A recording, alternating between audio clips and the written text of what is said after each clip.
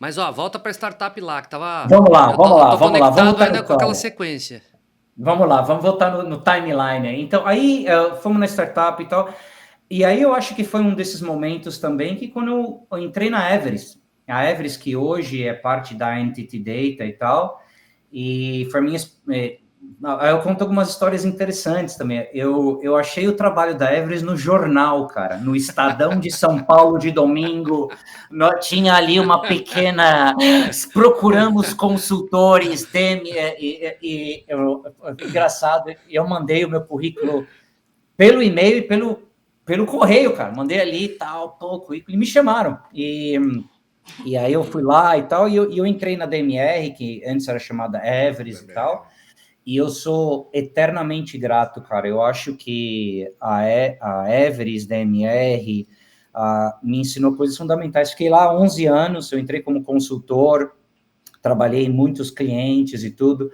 E o que eu gosto muito da Everest, o Robertão, tive o prazer de conhecer pessoas assim que, cara, hoje, mais e mais que eu trabalho por todo mundo, em Google, em AWS, em empresas grandes, tem pessoas assim, eu tenho essa listinha de pessoas que você lista e fala, nossa, esses caras são sensacionais, like Roberto Haingues, Carlos Cazu, Rodrigo Rodrigues, Jorge Narita, nossa, pessoas assim que fora da curva, fora da curva. Então, na Everest, cara, eu acho que fiz minha carreira lá, trabalhei no mundo inteiro com eles, no México, nos Estados Unidos, na América Latina, e a Everest, ela tem coisas que até hoje eu levo para mim, cara, na Everest, e eu vejo e falo, nossa, era tão bom do jeito que era feito, que muitas empresas tinham que aprender. E eu queria comentar duas coisas, três coisas, acho que até o Robertão pode comentar. A primeira era a questão de gestão de pessoas. Que eu trabalho em empresas diferentes e tudo, e eu acho que o nível de como era feito, a disciplina na parte de gestão de pessoas da Everest era excelente. Para dar um exemplo, na Everest, quando você ficava sênior ou antes de gerente, acima, você virava um mentor, era obrigado. Sim. Você era obrigado a ser mentor, não tinha opção, né? E o que acontece? Quando você virava um mentor ou quando você era um gerente de pessoas, tinha uma pergunta que todo ano era mandado para todas as pessoas que trabalhavam com você. A perguntinha era bem simples. Você trabalharia com essa pessoa de novamente? Sim ou não? Não tem de 1 a 5, Binário. talvez. Binário. Não tem. Binário, não tem dessa. E se mais de 50% das pessoas falassem não, você não tinha bônus, você não tinha promoção, tá? E se por 2 anos você estivesse mesmo, você era mandado embora, sem exceção. Sem exceção. Então, eu acho isso sensacional. Sensacional, porque o nível que você tem que ter para entender as pessoas, para ajudar elas a crescer, é de outro nível.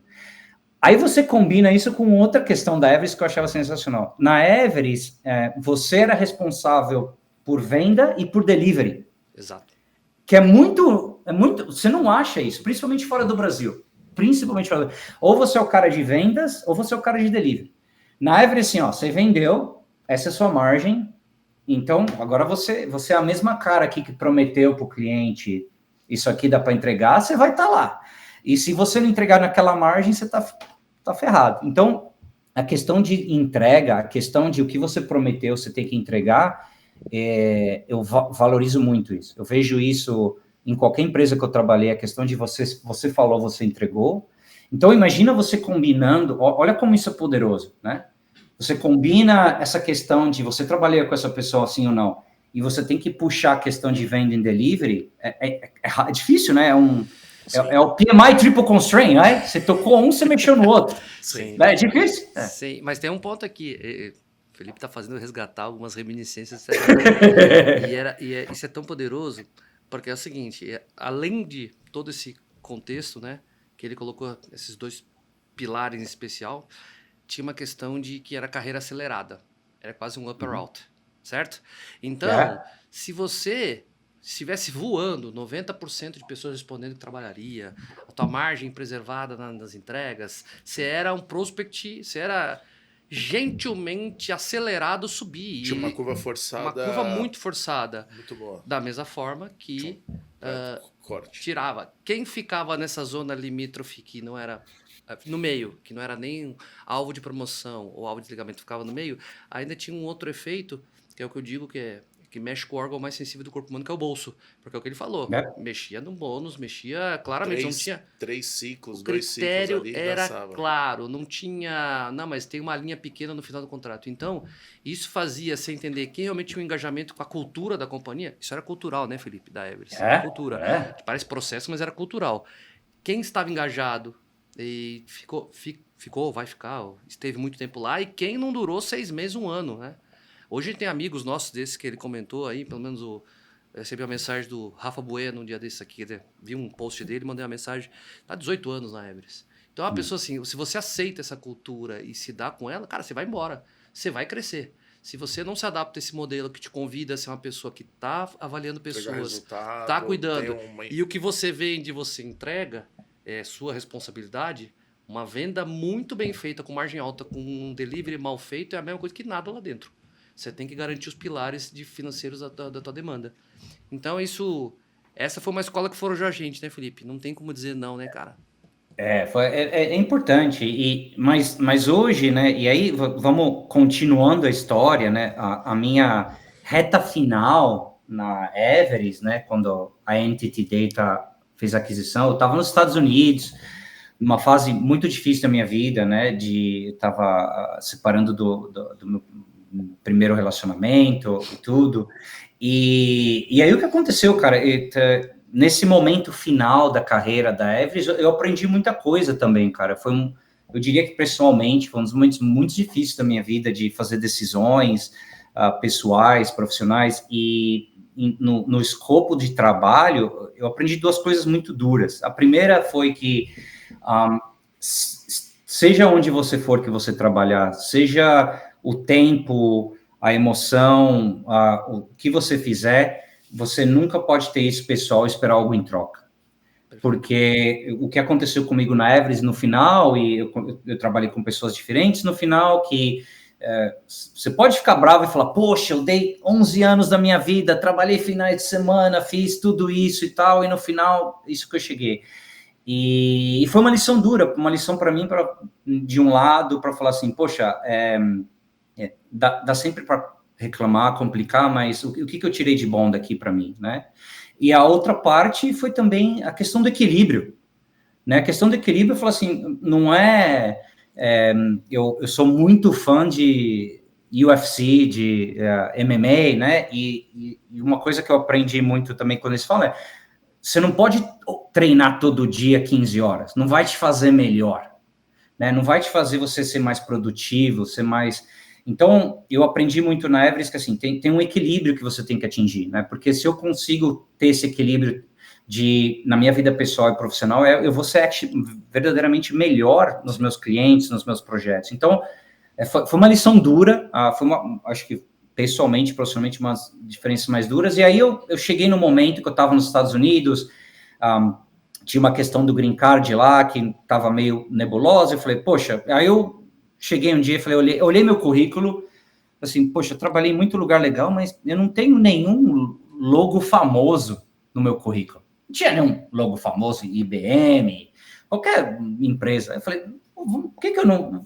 se eu vou sair daqui depois de 11 anos, eu quero trabalhar ou no Google ou no Facebook ou no AWS. E aí eu lembro que mesmo os responsáveis da Everest lá nos Estados Unidos, quando eu mudei para os Estados Unidos, né, algumas histórias aqui, quando eu cheguei nos Estados Unidos, que a Everest me mandou lá, na primeira semana que eu cheguei, um dos principais clientes da Everest era o Banco Santander, né, que eu também acho um lugar fenomenal, que puxa, empurra, entrega. E aí, quando eu cheguei lá no Santander, nos Estados Unidos, aí eu entro assim na sala e tal, e eu sento, fico quietinho lá, e aí tem um cara na frente de mim e fala, ei, você, da onde você é? Eu falei, não, eu sou do Brasil. Aí fala, não, a minha empregada também é do Brasil. Aí eu dei risada e falei, pô, então ela deve fazer um trabalho legal, hein? Cuida dela. Então foi a primeira vez na minha vida, fora do Brasil, cara, que eu vi esse negócio de preconceito. Porque no Brasil, cara, existe, mas quando eu comecei a trabalhar fora, eu consegui ver essa diferença. E aí, quando eu estava lá, eu lembro quando eu falei assim, não, eu vou tentar encontrar um emprego no Google, no AWS, Facebook, eu lembro que o pessoal ria de mim. Ah, seu inglês, pô, Felipe, você nem fala inglês direito, você viu como que você escreve? Tirava sacanagem, olha, puta, tá bom e tal. Aí, Tava falando com um índio, né? tava, pô, que Google, cara, você nem fala inglês, meu, vai lá trabalhar, pô, tá, né? Falei, bem assim, isso eu escutava. Aí eu cheguei, falei, não, vou fazer um jeito. Aí começava lá, aplicando todo dia, pá, fazendo currículo. E aí, cara, ninguém acredita, até quando eu entrei no Google, eu fui chamado pelo Google aplicando pelo website, cara. Eles falam, pô, impossível, porque quem eles selecionam é menos de 2%, naquela época, nos anos glórios do Google, né? Sim. E eu nunca trabalhei eu nem sabia onde era Singapura, cara. Sinceridade aqui, eu nem sabia. Eu tava lá nos Estados Unidos e tal. E aí eu mudei para cá, vim com tudo e tal. E tinha uma responsabilidade grande, cuidando tinha um time que começou com 40 pessoas, depois quando eu saí tinha 300 pessoas, Japão, China, Coreia, Austrália, Índia. Qual que era o produto, Felipe? Conta para nós aí. Eu cuidava dos clientes, os B2B clientes do Google, que faziam toda a parte de advertising, mas para a parte do stack de B2B. Então, agências, aí, seus Unilevers, Procter & Gamble e por aí. E aí foi quando eu aprendi muito a questão cultural, cara. Questão de... Quando eu aprendi muito a questão, por exemplo, comecei a admirar muito a cultura japonesa, muito, cara, pela questão, para mim, até hoje, cara, definição de qualidade.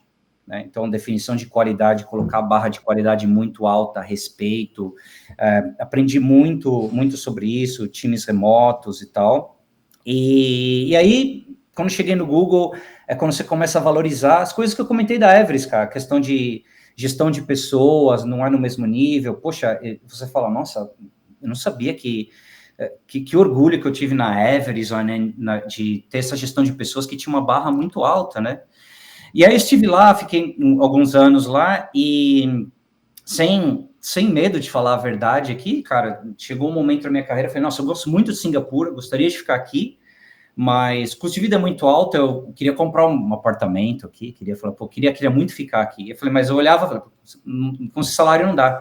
Aí um dia um headhunter me contatou, do Catar, Doha, falou, não, estamos querendo aqui um Chief Digital Officer, Telecom, tal. Eu falei, não quero, obrigado, tô feliz aqui. Aí só, não, vem aqui um final de semana, só tem uma reunião aqui com o CEO. Aí eu fui lá, viajei, gostei muito do cara, muito visionário, infelizmente, que Deus o tenha, ele faleceu alguns anos atrás. Mudei para Doha, com a minha esposa, outra experiência muito única, o Robertão, um desses caras que eu trouxe um cara da Everest, Clay Sucini, para trabalhar lá com a gente, cara sensacional, e aprendi muito, e para mim a lição trabalhando no Qatar, dinheiro não é tudo. Para mim, essa foi a lição. Poderia ter ficado lá 5 anos e fazer retirement, mas a questão do meu filho, a questão que eu queria fazer, inovação e tal, eu falei, não, o dinheiro não é tudo. Então, essa foi a lição. Voltei, para fechar a história, basicamente, entrei na AWS. Quando entrei na AWS, nos 3 dias que eu estava lá, foi a parte do Covid, então fechou Você tudo. Você voltou para Singapura pela AWS? Voltei para Singapura, AWS. Aí, no 3º dia que eu entrei, foi shutdown, fechou tudo no país, todo mundo trabalhando de casa. E aí eu aprendi outra lição dura. Não sei se vocês sabem, ou se vocês eu até recomendo, se vocês conhecem alguém na AWS para entrevistar, porque eu acho que é uma empresa das que eu trabalhei. Eu nunca vi uma empresa que consegue implementar a questão de cultura de uma maneira tão correta, e tão precisa e tão realística como a AWS. Qual que é uma coisa que eu aprendi duramente? Aqui, o Brasileirão, né? Na AWS não tem PowerPoint, cara. Não tem PowerPoint. Na AWS é documento escrito, tá? E não é documento escrito com bullets, não. Tem uma maneira de escrever, tudo junto. Então, você imagina o Brasileirão chegar lá, entrega o seu plano para o seu time. Tem que escrever um documento de 2 ou 6 páginas, tudo em inglês. É um storytelling. Não, é um storytelling, mas tem toda uma disciplina. E é sensacional. Eu não sei se vocês já experimentaram, mas quando eu cheguei na AWS, e isso é real até hoje, você conecta numa reunião, tá? E quando você entra na reunião, às vezes se você entra 2 minutos atrasado, você entra na reunião, tem 20 pessoas de todos os níveis VP e todo mundo quieto, ninguém fala nada. Porque nos primeiros 20 minutos está todo mundo lendo o documento. Está lendo o documento. O Jeff Bezos implementou isso, ele tem um vídeo explicando isso, que ele falou assim, se eu tô sempre ocupado, como é que eu vou esperar que o meu diretor, o meu gestor, ele consiga ler para se preparar para uma reunião? Então, eu não vou sofrer. Então, tem esses documentos, nada de ficar fazendo PowerPoint perdendo tempo, que não agrega valor. E ele falou, quando chega todo mundo, eu dou bom dia, como foi, tá precisando de alguma ajuda, a partir daí, vamos sentar e vamos estudar o tema. E aí todo mundo estuda o tema. Aí time depois box conversa. para todo mundo ler. Tem um time box. Uau. Então, acho que deve dar uma... Olha que legal, você viu como ele destacou? Ele falou, olha, isso me deu uma percepção aí. E você acha que isso... Só, desculpa, para pegar o momento. Você acha que essa abordagem, ela... Acho que tem um fator óbvio que é eliminar a necessidade de trabalho inútil, né? Colocando PowerPoint e tal. Mas como que era a sua percepção em relação à adoção disso? As pessoas viam isso bem? Sobrava mais tempo para você trabalhar ou fazer nada, porque você sabia que na hora, ali naquele time box, você podia se dedicar? Como que era? Como foi? Porque não é normal, né? Não. Como que foi essa mudança? Não é normal. Não é normal. Então, como tudo que a gente faz, eu acho que quando as empresas ficam grandes, e com todo respeito com a AWS e a Amazon, as pessoas exageram. O que acontece? Vamos, como tudo na vida, né? Vamos ver o lado positivo e o negativo no meu ponto de vista. O lado positivo do documento. Quando você tem um documento que você manda na reunião e o pessoal começa a reunião ali, todo mundo junto, você elimina um pouco aquele problema. Quando você tem uma apresentação, você um pouco guia. É aquela famosa bullshitagem. Sim. Dá para fazer uma bullshitagem no PowerPoint. Quando você tem que escrever um documento, se você não conhece o seu negócio, se você não conhece o problema, é difícil fazer uma bullshitagem num documento. Você não vai conseguir fazer o documento, né? É difícil. Demanda uma perícia, né? Você tem que estar com o domínio. É isso que você está colocando, é isso? Exatamente, você não consegue ali falar, pô, isso aqui e tal. Não, você tem que ser específico, você tem que ir no detalhe e tal. Então você evita muito a bullshitagem ali você sabe o que você está falando e tal. Outra coisa que é importante, você faz um leveling, você nivela todo mundo no mesmo cenário, porque o que acontece? Quando, normalmente, muitas empresas, acontece, eu diria que a maioria das empresas, quando você faz uma apresentação, normalmente a pessoa mais sênior na empresa, ou com maior nível, você espera ela para falar. Ela fala, aí você fica meio quieto, vamos ver. Quando você passa o documento, cada pessoa você tem que colocar os seus comentários e tal. Então você está... A pessoa que começou agora, seja um estagiário, ou seja o VP, você está colocando todo mundo no mesmo nível, né? Você não está esperando alguém falar alguma coisa para você seguir na onda e tal. Então, essas são as partes que eu admiro muito. Olha né? que Então, coisa simples, né, cara? Que dá um baita efeito. Eu nunca tive essa experiência, mas parece uma questão até, se a gente pegar o termo, né, e a filosofia, puta abordagem ágil, né? Você elimina desperdício, você foca no tema. E eu vou te falar uma coisa aqui. Bem interessante. Eu vou ser recriminado aqui, mas o sincericídio meu sempre não foge. Menos estética e mais qualidade, mais profundidade. Porque quando você vai para um modelo de apresentação, slides lindos, lindos, lindos, mas de essência, de informação profunda, talvez a gente esteja abrindo mão. Quando você vai para um documento, a cosmética, a estética é o que menos importa, porque está todo mundo focado na profundidade de estar escrevendo. Ali provavelmente tem uma tese de negócio, de investimento robusto, seja local ou global, do que isso pode afetar uma linha de P&L da companhia, uma determinada business unit. Então é algo muito profundo do que começar contando a história com uma cosmética ou uma estética bonita. Não, e tem essa parte final que ele comentou. Olha que interessante. Acho que explorar um pouquinho aí... quando você entra no modelo que acaba tendo hierarquia dentro da sala, é o que ele falou, meu. Não, sim. Todo mundo fica quieto. Cansei de ver em várias empresas. Claro. Acontece igual. Fica todo mundo olhando, né? Aí, um exemplo, o negócio é perfeito. É uma coisa sensacional que vai mudar o rumo da humanidade. Aí o líder chega e fala assim, puta, não gostei. Puta, todo mundo, tá errado. Já era. Pô, você é foda. Cara, Aí o cara é o efeito manada, né? Sim, não, Agora, se você tem que pôr o seu comentário antes, meu irmão... Tem uma questão cultural... Primeiro, se você não comentar, você não comentou por quê? Você não tem nada a agregar, já vai pros 10% pra dançar. Né? É isso mesmo. Se comentou merda, pô, tu não sabe o que você tá falando. Então, tem uma questão cultural no Brasil, eu até brinco, né? Quem não puxa saco, puxa carroça aqui. Cara, o Brasil tem isso. Então você tem que... A pessoa mais sênior da reunião tem que ser uma certa bajulação, sabe? Eu vou compartilhar uma coisa com vocês sem falar nome, tá? A gente tava num baita de um trabalho gigantesco, mano. Impactava muita gente nessa empresa que a gente tava fazendo transformação. Era muito grande. Aí a gente tava levando algo que não era o beabá. E que era o chassi de transformações que, enfim, depois o mercado adotou fortemente. Aí a gente pegou uma pessoa e falou, ó, vocês concordam com isso? Aí todo mundo, pô, concorda, é isso mesmo. Tal. A gente falou, ó, então é assim, ó, você vai falar isso. E aí a gente fez um treinamento e falou, ó, as perguntas que virão serão tais. A gente até treinou o que ia ser perguntado, porque pra galera tá... Aí o rapaz pegou e falou assim, não, porque a gente vai X, Y, Z, alfa, beta. E era um ponto de dissidência ali, era pra mudar. Aí, tipo, o VP lá levantou e falou assim, eu não sei se eu concordo muito bem. Não durou 2 segundos, cara, vamos considerar o seu ponto de vista, tá tudo certo. Nós vamos avaliar, porque realmente pode ter uma mudança. Cara, a gente da consultoria assim, olhava mais um pro outro, prego na areia. Cara... Poxa, a pessoa tal trouxe um ponto legal, é verdade. Mas você vai na curva, né? Você vai, vamos lá. Cara, 2 meses. Cara, mas por quê? Segundo, cara.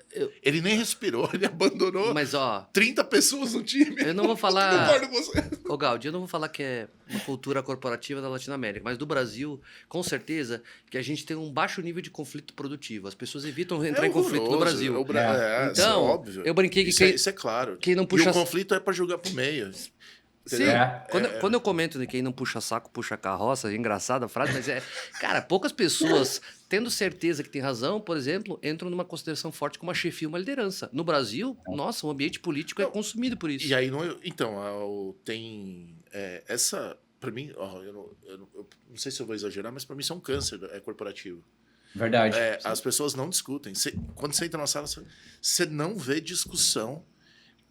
Todo mundo discute assim, mas teu rosto é feio, tu fala demais, tu falou alto, tu bateu na mesa, mas, cara, e o tema aqui? O que você tem? Não sei. Tipo, desculpa o seu comentário. Até pegar o gancho disso que ele tá falando, até ouvir você na experiência. A gente vê que, cara, esse tema é delicado, mas acho que faz parte aí de quem entendeu o mundo corporativo, como ele funciona. Cara, começa a chegar ao final de ano, ninguém discute com ninguém dentro, né? Não. Porque vai ter a avaliação de bônus. Era o ponto que eu ia colocar. 3 meses do que todo mundo tá certo, ninguém tá errado, e a empresa, assim, né? Só tomando porrada. Sim, faz sentido isso daí, cara? Não, as avaliações, é o que eu te falo. Quando você chega num processo que você não entra em conflito na companhia, se você é uma pessoa dissidente que entra nesse conflito, na tua avaliação, mas ele é muito reativo. Overreacting. Essa pessoa é muito reativa. O cara toma pau. E aí o cara toma pau exatamente porque ele estava defendendo um ponto dele, que no final pode ser um disagree but commit, sabe? Eu discordo, mas eu vou. Mas a pessoa não quer nem o disagree. Commit na veia e vambora. Vocês já viram? Tem um filme sensacional que eu vi quando entrei no MBA. Acho que foi a única coisa boa que eu aprendi nesse MBA.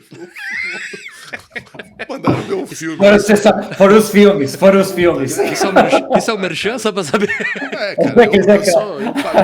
eu paguei lá e fui, pô. E depois eu conto outras histórias. Mas era chamado 12 Homens e Uma Sentença. Eu vi. Cara, é demais. Eu vi. Todo mundo, assim, definido lá. Clássico. Não, tá facinho, né? É ele, né? Sim. Cara, isso. Um cara só. Eu não vou contar o filme inteiro, mas obviamente tem 12 pessoas no... Como é que chama? Jurado, né? Foi pro júri, a pessoa foi pro júri.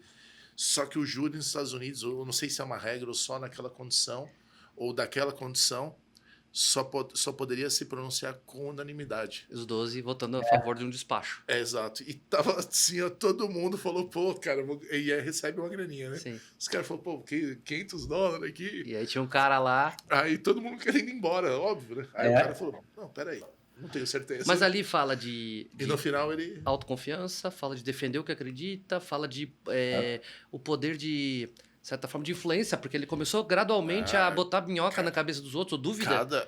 Cada forma de ele conquistar e pôr a dúvida até chegar numa conclusão, e eu acho que se você pegar, ele, né? E acho que até ele no começo estava meio aceitando. Sim. Mas aí... Não, ele tinha dúvida. Ele olhava e tinha dúvida. Ele não estava convicto para garantir, porque ele era o mas segundo. Mas ele considerou pensar em falar, vou vazar daqui. Só que aí, acho que para cada pessoa... ele usa uma abordagem diferente. Exatamente. Eu não vou entrar em detalhes. É um filme de uns eu lembro no meio do caminho, tem uma parte... eu vou contar só uma parte. A pessoa que era a pessoa que estava sendo... mais radical. Sujeita... Não, a pessoa que estava sendo sujeita ao veredito, ao réu, uma das evidências é que ele tinha falado que ia matar a pessoa. Sim. E aí, durante a discussão no júri, começa uma discussão, aí um jurado fala, pô, eu vou te matar! Aí o cara falou, pô, mas você vai me matar mesmo? Não vou te matar. Então por que você falou? Não, eu só me exagerei. Então por que ele não pode ter exagerado também? Tem um deles que é o mais radical, que ele quer a condenação e no final ele é o último a tomar consciência pela coletividade do trabalho daquele primeiro. É um filme de 40 anos atrás ou mais, né? É sensacional. Esse filme é sensacional. Cara, E até ele é um filme também que eu gosto porque ele tem muito pouco corte, né? Sim. Muitas das cenas é contínuo também. É muito louco esse filme, porque acho que tem começa, tem lá, depois entra numa sala e fica, né? Vocês viram pro MBA também? Não, vi numa outra ocasião, numa reunião de conselho de administração. Clássico. Enfim. Clássico.